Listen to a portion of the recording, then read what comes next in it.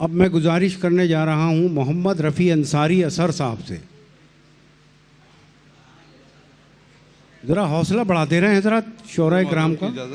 कुछ अजीब सी अफरा तफरी का माहौल बना है कुछ पिछले 2-4 मिनट से जी। मतलब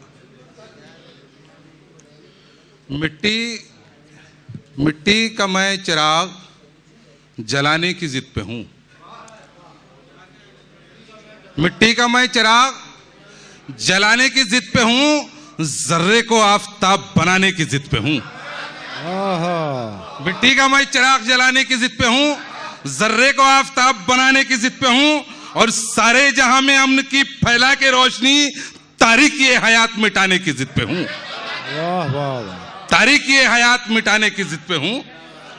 और शेर देखिए कि पैगाम इत्तिहाद की तकमील के लिए, पैगाम इत्तिहाद की तकमील के लिए लोगों के दिल में प्यार जगाने की जिद पे हूं।